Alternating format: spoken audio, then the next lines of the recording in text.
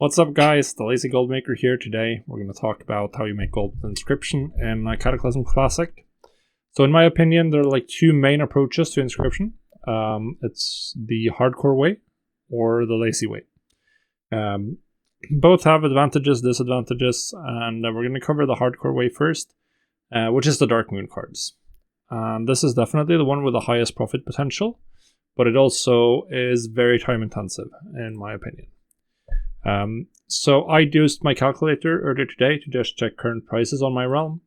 We can see that the average value of a deck is about 6,000, and I didn't plot in all the herbs, but I just saw that like at current prices, there's many of the herbs that will give you a profit, and you're looking at 2.5, 2,000, 3,000 gold profit per deck on average.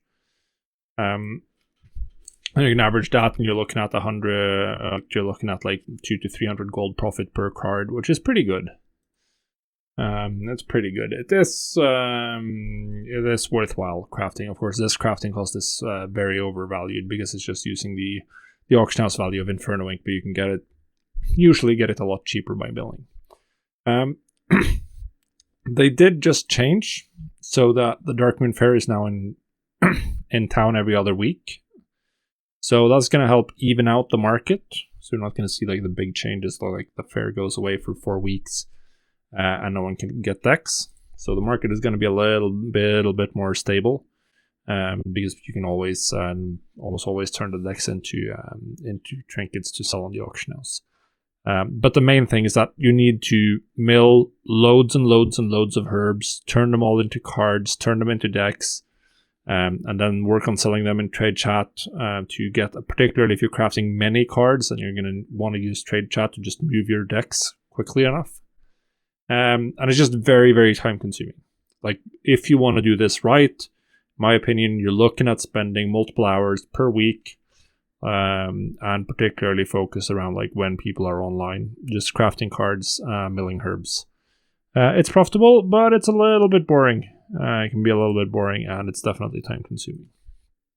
Now, if you don't want to spend loads of hours every day and still make some profit with this profession, you can.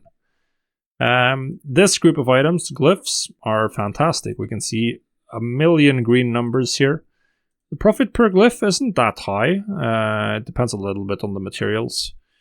But they sell consistently. Like if you post 100 glyphs, you're going to get a bunch of sales every time. Which is really nice. Like you're just gonna get a lot of sales. That's my experience. Like okay, people are still leveling alts, playing new characters, doing stuff that requires glyphs.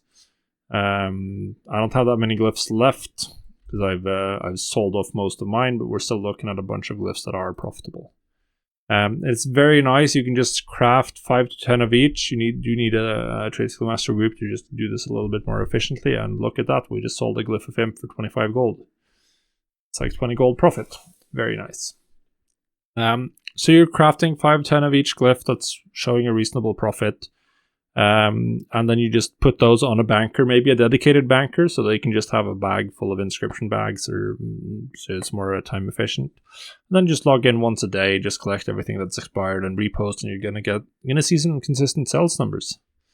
That's roughly what I've been doing, and we can see I haven't even been restocking my glyphs, but we still have a good number of glyph sales over the last 30 days. I have sold 9,000 gold worth of glyphs since roughly the launch of Cataclysm. Just posting stuff. Mostly I've crafted while leveling my inscription back at the beginning of Wrath, and loads of glyphs I had left over from Wrath. But it's super consistent sales. The last thing you can do, which is sort of the lazy way, which doesn't require you to just sit on the auction house or sit milling, is the relics.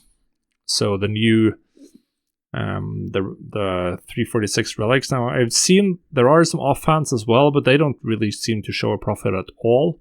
That being said, I have not calculated like Inferno Ink prices correctly. But it's possible you can get these cheaper. It's possible you can get these cheap enough that it is actually worth it. I did sell one of these tattooed eyeballs 2 days ago for 2,000 gold. It's 800 gold now. But these have been profitable over the last like week. I've seen these be profitable. Right now they're not. That being said, they are less profitable than armor.